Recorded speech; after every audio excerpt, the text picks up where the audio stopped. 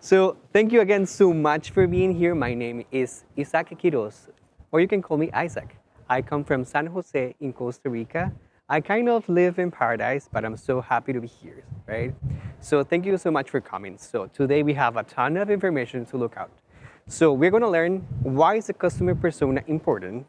Then we're going to look for how to build the customer persona, how to implement it, and some next steps for you, all right? Are you guys ready?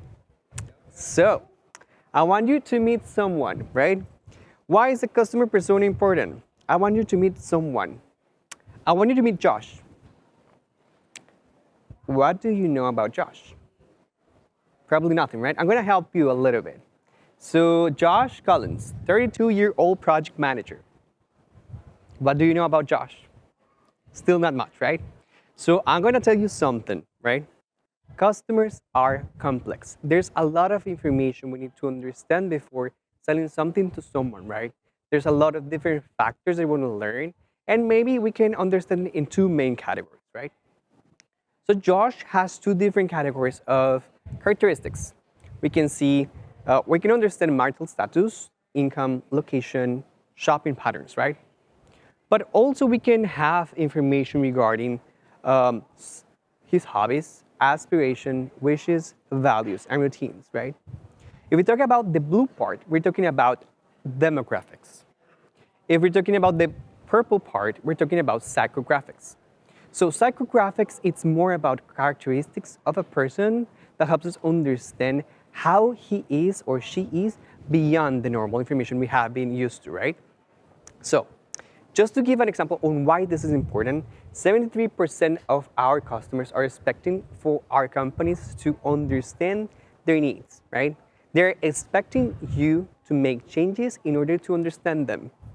It's not just sufficient if they are looking for to fulfill a need. They have to feel that you are fulfilling their needs before they even arrive to your listings. 71% of customers are actually agree that they have switched brands if they think that the brand is not aligned with them. And if they're changing and if they're complex, then we have to migrate and change with them, all right? So what does that mean? That means that it's not enough to list your product, all right? So having your product on Amazon.com is not enough. There's a lot of competition there. There's a lot of information out there. And there's a lot of a different way to get to the customer's mind, right? So let's learn about it. And as I was telling, there's so much going on. There's so much characteristics. There's so much items, categories, and posts, and everyone's having their items on Amazon. Competition's getting better. When there's so much category going on, we must make sure that our product is going to shine and be there before, or it's brighter than the other ones, right? And we actually have to make our product shine and ready for the customers. And shine means that the customer is feeling that the product is shining, not just because you're the seller and you think that the product is shining, that means that he is kind of feeling the shine, if you know what I mean, right? So something good is that the data is ready. So we have a lot of dashboard in Seller Central in order to be ready to use this data, right? We have demographics, we have market basket analysis. So how do we do that, right? Before going to the data, you have to think about who is your customer. So you're selling something to the customer you thought when you created the product maybe 1 or 2 years ago. Maybe that has changed and you're addressing the different person that is no longer buying from you. People change and people are complex again, right? So how do we do this? We're going to leverage on a couple of dashboards and with some AI in order to understand this better. So just for you to know, main 3 sources of information. Number 1, repeated purchase behavior. These all dashboards are in the Manage Your Brand in Seller Central. This is pretty much what customers like, right? Pretty simple. Market basket analysis, it's pretty much what customers want, what are they putting together into their baskets before coming us and purchase from us. And we have demographics. So this is pretty much the basic information to start on, right? So now that we know where to start off, let's start building a customer persona together, right? So we will have two sources of information because we have two characteristics, right? We have demographics and psychographics. For demographics, we're going to use the dashboards that we have been reviewing and the ones that are on Seller Central. For psychographics, it's a little bit more complex, but more fun. So I'm going to teach you in a minute how to use AI to do so, right? In order to to get psychographics, we're going to use some prompts that I'm going to teach you that are going to be on an AI of your choice. It could be any LLM that you want, that you have been working with, and you're going to get it. Awesome. So let's review very quickly what are the main sources of information. So talking about the first half of it, demographics, we have 4 dashboards, as I was saying. Repeat customer behavior. So this is important because they tell us how frequently our customers are coming back to us. We have to understand if our customers are in love with our product and we're not seeing a lot of repeat purchases, then we can identify the characteristics of our customers. Number 2 will be demographics, the basics. Where this person, how much they earn, if they're single or not, maybe their education degree. If you can understand what are their people thinking about, what is their education, then we can pinpoint the right conversation that we can address to them, right? Number 3 will be market basket analysis. So this is pretty fun, and it's a lot of information there, but it's more about a conversation. If you're selling lamps,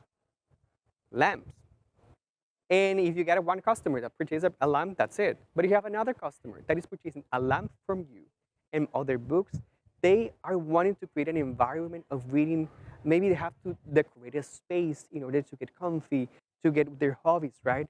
And we can address that needs of the customer or purchase them in order to to have an A+ content that can match their needs and goals. Then it's going to be easier for them to make the purchase decision. That's what we're looking for, right? Remember, we have to help the customer make the purchase decision. It's not up to them. It's up to us together. And the final one is order reports. So in order reports, it's the piece of information we are looking for here is the zip code. If we understand where our shipments are going to, it is easier to understand where our customers are, where can we address this information, and to have a better picture of them, right? So this is the data. You have been having access to this since you logged into Amazon, so you should know this, right? We tend to not use it as much, but we have access to it. So let's go to the fun part. Now, we are here for the AI and the innovation. So how to use the AI to get psychographics data. So it's kind of pretty simple, right? It's a language learning module, so you can ask anything. But I'm going to give you 3 prompts that you can use to base on the demographics in order to get the psychographics of your customer. So we're going to go with 3 different levels, right? Level number 1. So this is kind of the simple and more detailed request. So you're going to ask, hey, dear AI, I'm creating a customer persona for my product. Please provide me the psychographics of what are the motivations of this persona, what are his or her pain points, what are their needs, interests, and goals based on the demographics I have. And you're going to start learning from that, right? And then you're going to ask for the AI to explain this information and understand why the AI is making these assumptions. From there, you have a person, and you can pinpoint your keywords, your ads, and your A+ content, your premium A+ content for this person in specific. All right? This is pretty simple. Let's get a little bit more detail. So level number 2, or prompt number 2, will be to ask for a story-based approach. So you're going to ask your AI, hey, please create a day in the life story of the person, including morning routine, free time, priorities and values, career aspirations, what keeps them up at night, and what's the idea? You know where this person is located, how much he or she earns, if he's married or not. So from here, what? We have to understand why they wake up every single day. What are the motivation? Is he trying to fulfill the needs of his family? If this is a simple product. He's wanting to complete one of his hobbies from the childhood that now he has the time and the money to do so. What motivates this person? And when we know that, then we can pinpoint or create new assets in order to fix with them, right? Number 3 will be a little bit more fun. It's kind of thinking outside the budget, the box, sorry, but also the budget, right? So prompt number 3 will be ask the AI for them to become an anthropologist for year 2050. You're saying, hey, just look back to the past. And if you were in the 2050, describe a person and tell me about their cultural influences, digital rituals, routines, social tribes. What brands do they consider as luxury, for example? And the idea, again, is to start a conversation to understand if what I have now in my detail page matches what I'm looking for to sell, all right? How does this look like? So I want you to create with me a buyer persona for Josh, right? So let's start from the beginning. Josh, again, 32. He is a project manager, a family man, an outdoor enthusiast, and a strategic thinker. So we're gonna go deeper into understanding Josh. If you think by the end of this presentation that you know better Josh, then you're doing the right job because you understand better a customer that does not exist. Imagine what you can do with the information of your real customer. You can start right away to create new assets, right? So let's describe him. You can do this. So the idea for this is for you to have a template on how can you use it in your house, your company, or so, with your teammates, right? So this is just a template for you guys to start working on, right? You can have up to 2 personas. That's my recommendation. Just one is more than enough. So working on this persona, the description.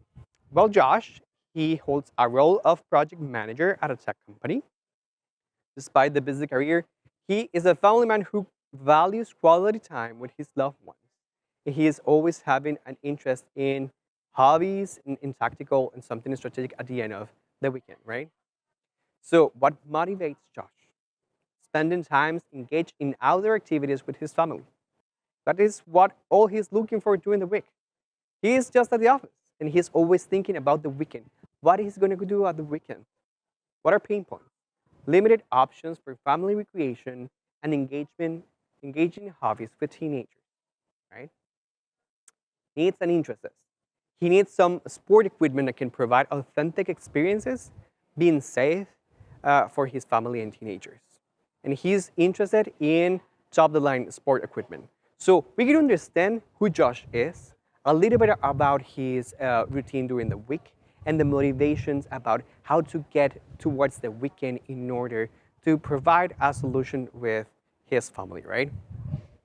You can do this with the psychographics and demographics. Something very interesting. What are his goals and brands? So what I mean by goals, it's to what is pretty much he looking for to accomplish by the end of the week.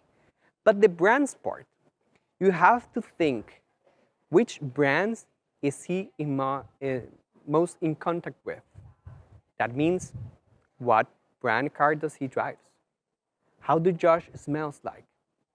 What is the brand that is most in contact him during the day? What is the computer he uses, right? If we could understand which are the brands he's in contact with, and we can analyze how our brand is compared or similar to them, we can understand if Josh will think that our brand fits his life or not, right? And that's the idea. If you understand who he is as a person, then we can sell something to him that will be valuable to him, not just another option on the store. All right, now that we know how to create a buyer's persona, let's implement this. So in order to make it easier, I have 3 layers for you on how to implement this buyer persona. What's the idea? You know your customer, you have the data, you created a module. How can you use it? Let's go step by step. Layer number 1. So now that we know Josh, right, we can actually know what are the characteristics of our products that fits most to him.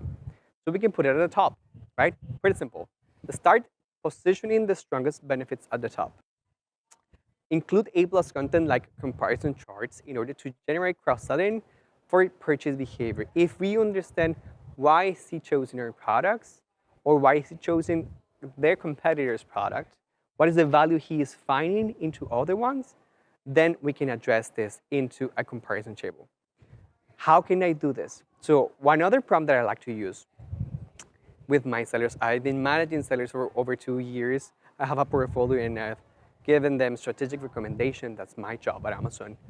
What I'd like to do with them is actually ask the AI, hey, review this 100 reviews from customer from my competitors and tell me which are the top 3 questions they might do after they open the box.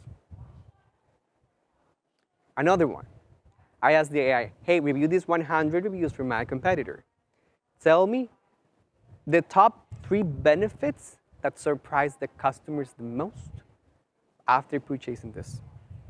In the reviews, you have the information on understand what are customers liking from your products and from your competitors. And from there, you can use this A-plus content in order to showcase your value. So what I'm saying is not that you should go to your competitors and copy every single thing.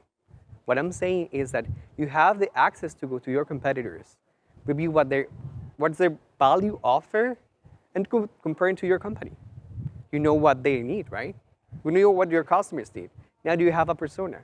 Now, review your value offer as a company, and then just showcase it in the right way in order for your customers to make the purchase decision, right? Addressing customers' persona pain points in the Q&A is going to be a great way to actually help them solve the questions they might have even before they make the click on purchase. So if you can help your client or customer to actually solve those questions, it's going to be easier for them just to make the decision. It's not about the price, neither the quality of the pictures. It's very important to have lifestyle images. But the quality itself is not going to be the breaking point. It will be how this product will fit my life and it will solve the needs that I have. A/B test to refine and improve performance. So you know this. But when you are changing your value offer to customers, you have to make sure that you're giving the right value. How do you do that? You test and reiterate, right? That means that you maybe have been addressing your sellers in a different way, your customers, sorry, in a different value perspective, and now you're going to change it. And that's a little bit afraid, but then you can go ahead and try it out. What you're going to get? Data. And then you can ask again the AI, right? That was layer number 1. Layer number 2, enhanced content. So what do we want here? We want to hook the attention of our customers using lifestyle images and videos that reflect our buyer persona, right? Showcase products in real life situations. I have a great experience with one of my sellers, and they used to sell seeds.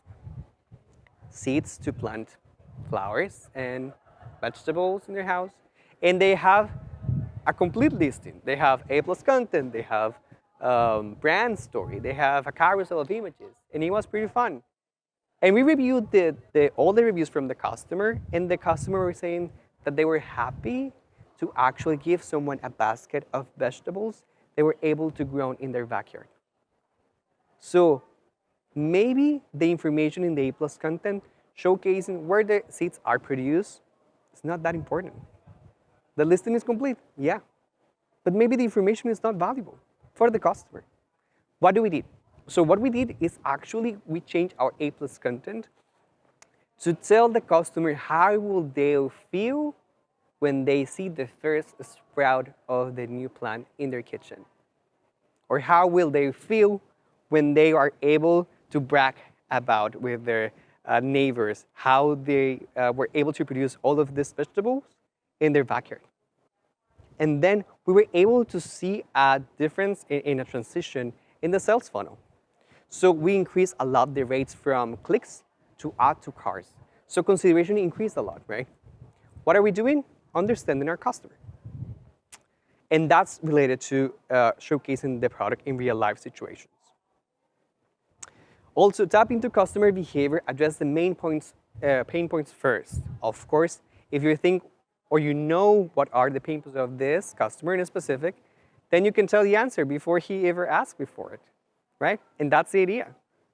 Speak your customer's language. That's important if we know actually if they maybe where they live, how much they do. But more to that, if they are a customer looking for seeds to feel comfortable and happy to grow flowers in their backyard, maybe the quality of the seeds of the production is not that important. It's a language that the customer is not speaking, and then we can change it. Generate trust. Include modules with key features, highlight testimonials and certifications. If you are able to make sure that your customers see themselves into the images you are posting there, they feel more related to your product and they're gonna make it. And by this, I've been having great experiences with other sellers that they use their moms, their siblings, their daughters or sons to create A+ content if they're comfortable with, right? Looking for real people that I can relate to. It's one of the main keys to actually say, this is not just a company selling stuff. This is the product that I need for my needs today, right? Layer number 3 will be more about making the shoppers or the customers see themselves in the product, sorry. When you are able to do it so, the conversion just follows.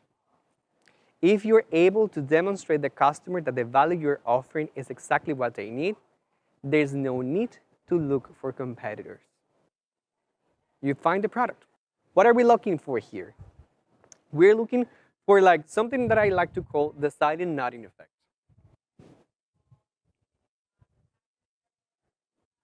That's it. It's when I'm scrolling as a customer and I find the right product that I was looking for 30 minutes ago. And I'm like, yeah, that's it. That's what I needed. That's exactly the product that I need, that maybe it will fit my car, right? If Josh is looking for equipment to have fun at the end of the weekends, and we are that equipment company, and we can tell, hey, you know what? Besides the high quality of our products, it does fit your car. And it is you can customize it to match your siblings or your daughter's color pattern, for example. For most of the guys, just knowing that it will fit the car, it's 50% of the information they need, right? So, including videos, short videos, Amazon posts to tell the customer, hey, this is so easy to click. You come here, click it, and there you go. Hey, look how I am uploading this equipment at the back of my car. It does not scratch the sides of the trunk. It's great for you, right? Some very specific situations, but you need to know what customers are looking for, right? Experts, demos, and results, and data-driven benefits features. Again, all the same. You have to understand what customers are looking for in order to provide the right information. And that's how you click with them. So, the general idea, if you can only remember one thing from this presentation, is that you have to make your target persona think, this is exactly what I need, before explicitly saying it. You don't have to tell your customers, hey, this is what I need, come here, click on here. I have the right keyword, right? By the way, that's not what they're waiting for. They're waiting for a product that fits their needs. Next steps. So, just to wrap up a little bit, what can you do today? Well, I'm gonna tell you something. You have been having access to this information since you were part of Amazon. So go ahead, research, analyze the data available in Seller Central. You know where the dashboards are. You know how to understand the data. And from there, just put your hands into the information. Number 2 will be to think about who the product is for and who is actually putting the money, right? So it's different to address a product for the final user or someone who is making the purchase decision, right? Number 3 will be experiment often. So experiment a lot will be like maybe the right way to put it. I do think that this is kind of the tip of the iceberg. AI, LLM is gonna come in tons for the next years. And right now, it's the moment for you guys to be ready, and more than that, to feel comfortable in using data and moving the data into actionable items. And sometimes it's scary. I've been working with other companies and say like, this is not what we do here. But someone has to jump up and say, but this is what the data is telling you. So if you want to make the right decisions, you have to try it out, see what's working on, and actually follow the data's information. And from there, you're gonna be even better in the right path, right? Leverage on brand analytics dashboard and seller at university. So what I do at Amazon is I receive sellers just like you, and from there I will be creating them a strategic dashboard and plans for the next year. And they tell me, hey, how can I do this? And maybe 30% of my time, it's going to seller university and hey, you can do this. And you can do it without me, right? So I'm gonna help you with the strategic recommendations, of course. But most of the times I found there's a lot of information that you should be checking for new dashboards, for new information, tools, and stuff. And finally, connect with us if you have any questions. So Don, raise your hand. Don has been working with me in strategic account services for a couple of years. So if you have any question at the end, will be great. So just to wrap it up, key takeaways for you. 1, leverage on data. This is data-driven decisions. You have the information for you, right? Create a strong customer persona. Get in love with your customer. Look for any image on Google or any other place that looks like your customer persona and paste it in your office. And every time you enter your office, you say, hey, Josh, I'm making something for you. I'm working on it. I'm not there, but I'm working on it. So create a strong customer persona that you relate to, that you get in love to, because you're already in love with your products. And I know you do. You just have to find the way to connect to your customer. Because maybe you did this like a couple years back, but now the customer have changed, right? Number 2, create assets that match your customer needs and aspiration. You're gonna have a lot of examples there, but I bet that the best example you can find is the one you're gonna create for your own Josh, and you're gonna fulfill those needs. And number 3, make the path to purchase easier for customers. The customers are waiting for you to provide the right information so they can just accept and click on your products, right? So I've been working for the last 2 years with sellers, working with them to create strategies in order to get the most of what they have. And sometimes it's not a priority. The priority is to make sure that the shipment arrives. The priority is just making sure that we are selling enough, we have company goals. And that's important, right? But also it's important to make sure we're arriving to the customer because they will be changing today and tomorrow, and we have to make ourselves ready, either us or our team to make it, right? So it's been great to having you guys here. You have the data in your hands.